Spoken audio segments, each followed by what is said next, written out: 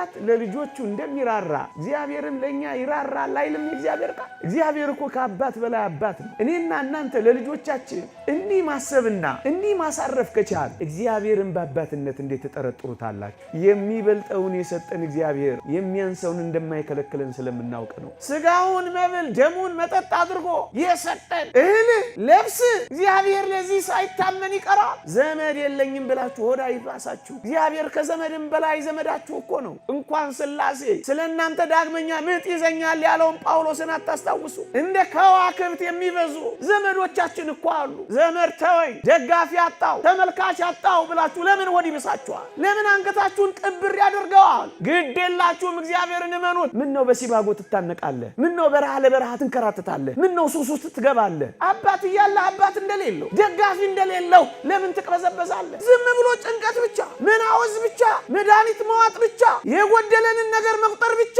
ቢቆረጥ በእግዚአብሔር ተስፋ ይቆረጣል። ይሄን ሁሉ ቃል ኪዳን ገብቶልን አይታመንም እግዚአብሔር። እስራኤልን እኮ መናን ያወረደላቸው እኛን እኮ ራሱ መጥቶ ነው ብሉ ጠጡኝ ያለው። እኔ አንዳንድ እህቶችን ዜና ሰማለሁ። ከበላው እኮ 3 ቀኔ ነው ግን ምንም አራበኝም ይላሉ። ሳስርባችሁ እንኳን ሊያኖር እንደሚችል፣ ሳስጠማችሁ እንኳን ሊያኖር እንደሚችል ማመን፣ ይሄ ነው እምነት ማለት። እመኑት እግዚአብሔር። እኛ እኮ እግዚአብሔርን የምንጠረጥረው ለማያምኑት እንኳን በሚሰጠው ነገር እኮ ነው። እናንተ ይሄ አሳፍርም። የሰማይ አባታችሁ ለአሕዛብ እንኳን የሚሰጠውን አንተ በዚህ ኩርምት ጭርምት ትላለህ። በዘመናት የነበሩ ሰዎችን ተመልከቱ።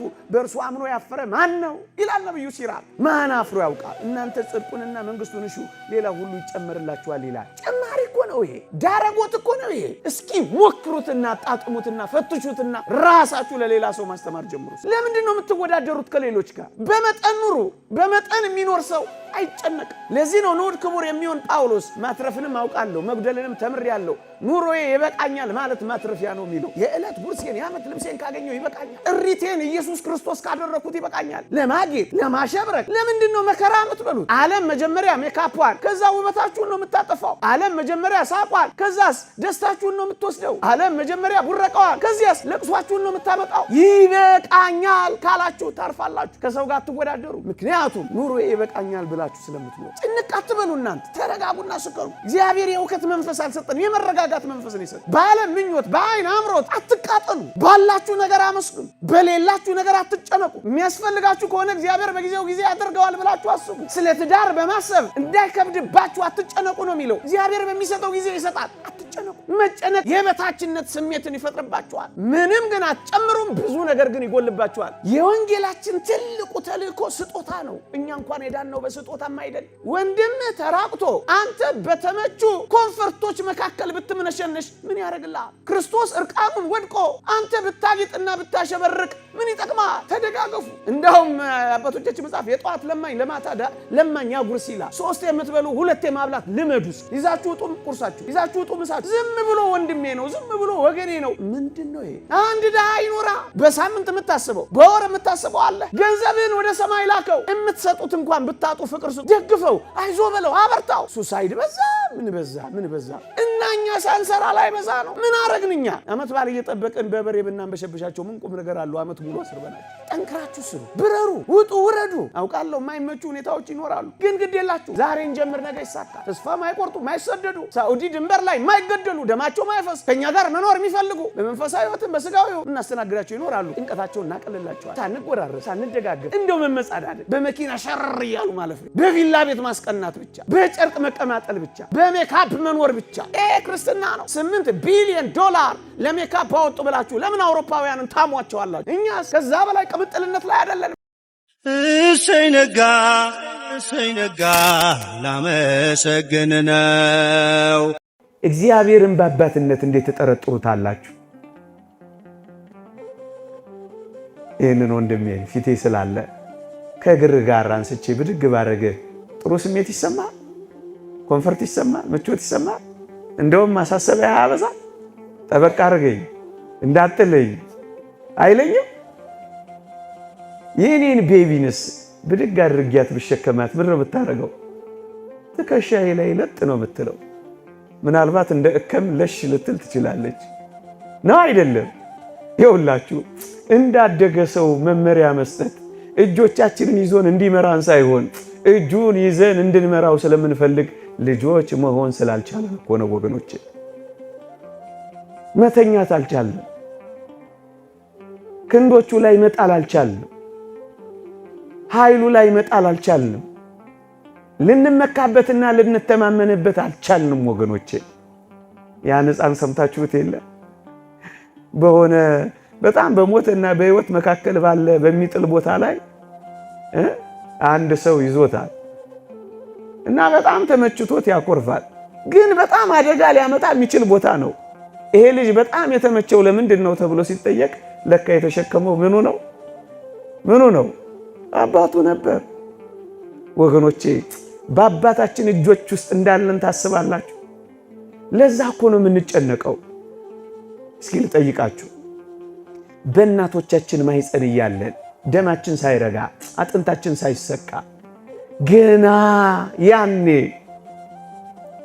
ደም አድርጎ የሰራ አጥንት አድርጎ የሰካብን እንዴት እንደምንበላ እንኳን እኛ እናታችን እንኳን ታውቃለች።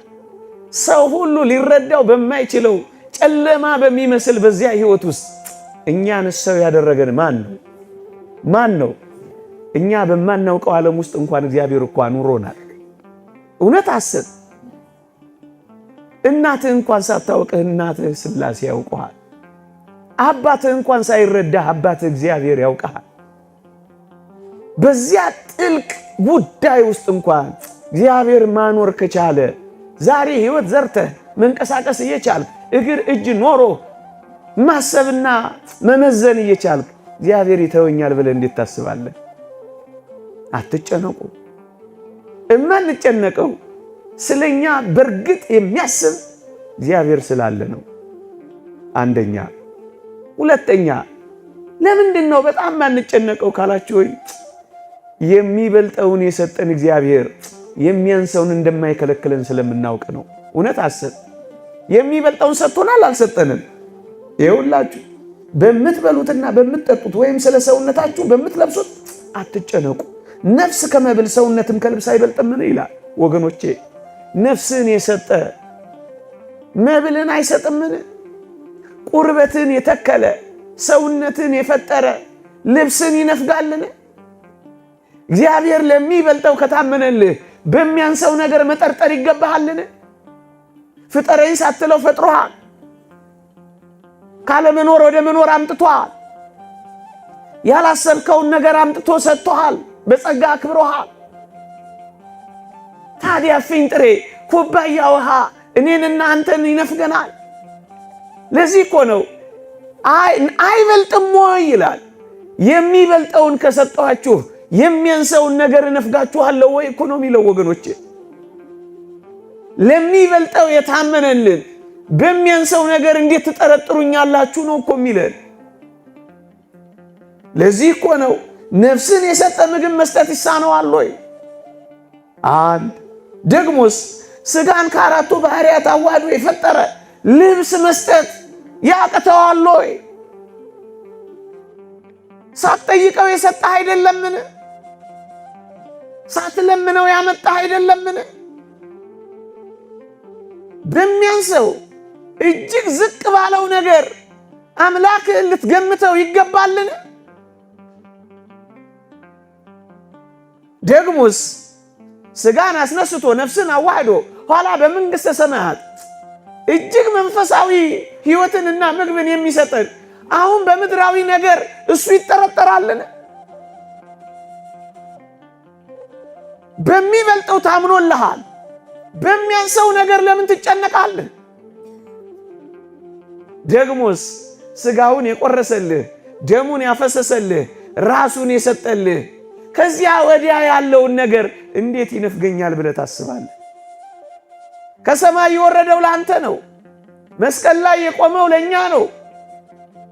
ስጋውን መብል ደሙን መጠጥ አድርጎ የሰጠን እህል ምግብ ልብስ እግዚአብሔር ለዚህ ሳይታመን ይቀራል። ለዚህ ነው አትጨነቁ የሚለን። የሚበልጠውን ከሰጠው ግድ የለም በሚያንሰው ነገር አጠርጥረኝ ታመነኝ የሚለን እኮ ለዚህ ነው። ወገኖቼ ምድርን ያመናትን ያክል እንኳን እግዚአብሔርን እኮ ማመን አቅቶናል። በምድር ላይ የምንሽከረከረውን ያክል እንኳን እግዚአብሔርን መታመን አቅቶናል። እመነኝ የሚለው የሚበልጠውን ከሰጠው የሚያንሰውን አልነፍግም ቃል እገባልሃለሁ እኮ እያለ ነው። እናት ልጇ ጡቷን ሲስብላት ማግ ሲያደርግላት በጣም ደስ እንደሚላት እግዚአብሔርም እኮ ስናምነው በጣም ደስ ይለዋል ወገኖቼ። እንድናምነው የሚፈልገው በዚህም ጭምር ስለሆነ እኮ ነው አትጨነቁ የሚለን። የሚበልጠውን አድርጎልናል ወገኖቼ። ዝቅ ይልና አዕዋፋትን ተመልከቱ ይላል። ወገኖቼ እናንተ ከወፎች አትበልጡምን ይላል። ጌታችን ለወፎች ሞተን? ጌታችን ለቁራዎች መጣን? ቁራዎችና ወፎች ጉዳዮቹ ነበሩን? ጉዳዮቹ እኮ አንተ ነህ። ጉዳዮቹ እኮ እኛ ነን። እናንተ እኮ ከወፎች እናንተ እኮ ከቁራዎች ትበልጣላችሁ።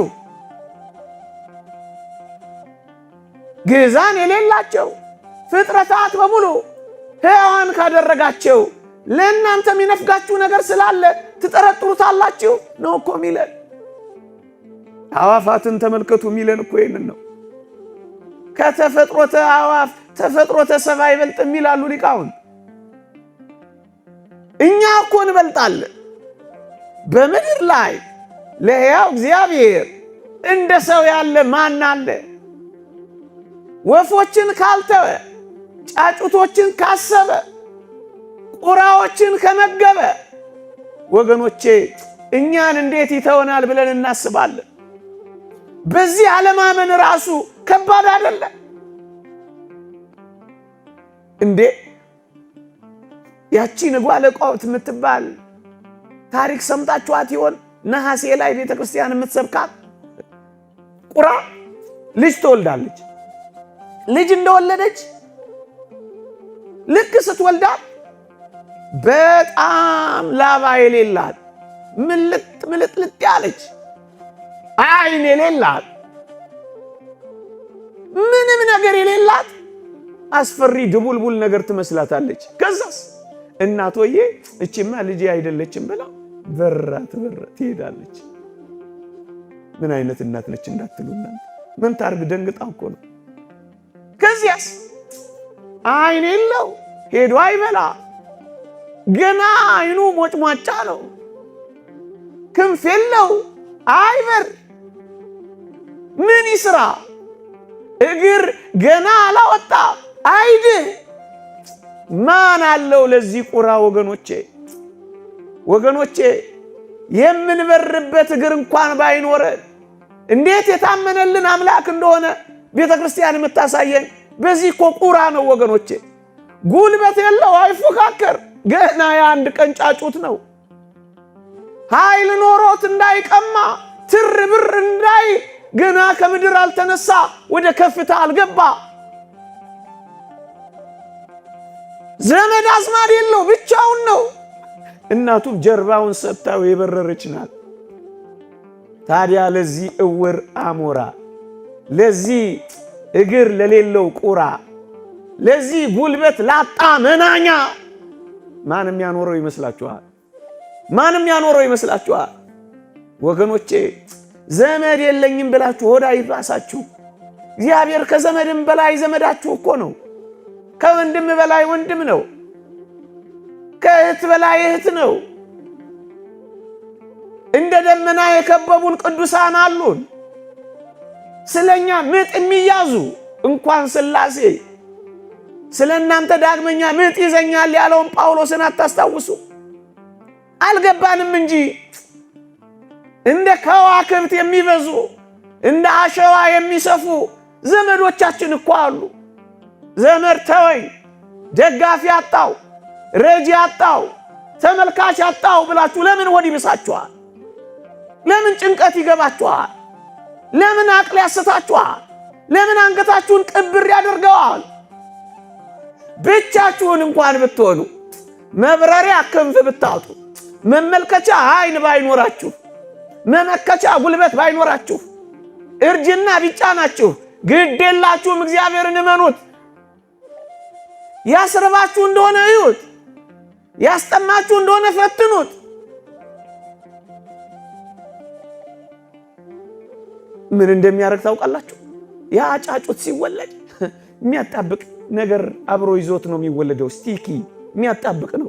ከዛስ ይሄንን እንደ ምግብነት የሚጠቀሙ ጥቅቅን ሕዋሳት ይመጡና ነፍሳት ይመጡና ላዩ ላይ ያርፋሉ። አጅሬስ ሳብ እያደረገ ይመገባቸው ይጀምራል። እየሰማችሁ ነው። መጠጥ እያደረገ ያስገባቸዋል። ጥቂት ጊዜያት እንዳለፉ ላባ ማውጣት ይጀምራል። ምን ነው ተስፋ ትቆርጣለህ? ምን ነው ትደክማለህ? ምን ነው በሲባጎ ትታነቃለህ? ምን ነው በረሃ ለበረሃ ትንከራተታለህ? ምን ነው ሱስ ውስጥ ትገባለህ? አባት እያለ አባት እንደሌለው፣ ተመልካች እያለ ተመልካች እንደሌለው፣ ብርቱ ክንድ እያለ ደጋፊ እንደሌለው ለምን ትቅበዘበዛለህ? ኃያሉ እያለ ድካም ለምን ይሰማ? እንደዚህ እንኳን ብትሆኑ መጋቢ አላችሁ።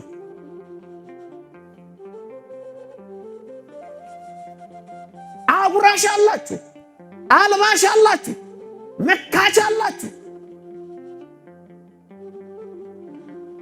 ይህን ነው ማየት ያልቻልነው። ተስፋ እዩጤ ምን አለው? ምን አለው? ያቺን የሉቃስ ወንጌል ምዕራፍ 18ን ሴት አላያችኋትም? የምታስፈራራባት ባል የላት ሞቶባታል። የምትማርክበት ውበት የላትም፣ ደምግባት የላትም፣ አርጅታለች። የምትደልልበት ገንዘብ የላትም፣ መናጢ ናት። ግን ዳኛው ስለ ዝብዘባዋ ሲል ሰማት ይላል። ምንም ነገር እንኳን ባይኖረን አጥብቀን ከጸለይን እግዚአብሔር አባታችን እንደሚሰማን አታስታውሉ? እግዚአብሔርንም ባልፈራ ሰውንም ባላፍር ስለ ጨቅጨቃዋ ብዬ እፈርድላታለሁ ያለውን ጨካኝ ዳኛ አስመሰልከው እኮ እግዚአብሔር። ብርቱ ጸሎት፣ ጥብቅ ሱባኤ፣ የእውነት ደጅ ጥናት አለ። ዝም ብሎ ጭንቀት ብቻ፣ መታወክ ብቻ፣ ማሰብ ብቻ፣ መናወዝ ብቻ፣ አቅልን መሳት ብቻ፣ መድኃኒት መዋጥ ብቻ፣ የጎደለንን ነገር መቁጠር ብቻ። ምንም እንኳን ባይኖርህ ይሄው የተስፋ አይደል? ብንጸልይ የምናገኝበት ተስፋ እኮ ነው። የተስፋ እግር ባይኖረን፣ አይን ባይኖረን፣ የምንበርበት ክንፍ እንኳን ባይኖረን ለካ መጋቢ አለን። ተስፋ አትቁረጡ ወጣቶች። ቢቆረጥ በእግዚአብሔር ተስፋ ይቆረጣል። ይሄን ሁሉ ቃል ኪዳን ገብቶልን አይታመንም እግዚአብሔር።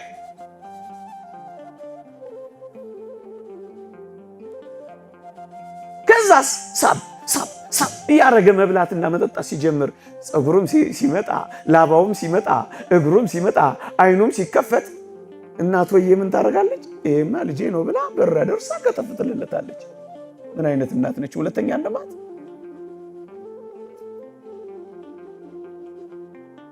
ቁራዎችን ተመልከቱ። እንዲህ ሆነው የሚያኖራቸው አምላክ አለ ወገኖቼ። አይኖቹ እኮ እኛ ላይ ናቸው። ተስፋው እኮ እኛ ነን። መንግሥተ ሰማያት እኮ ለእኛ ናት። ታዲያ ለማን ትሆናለች እቺ?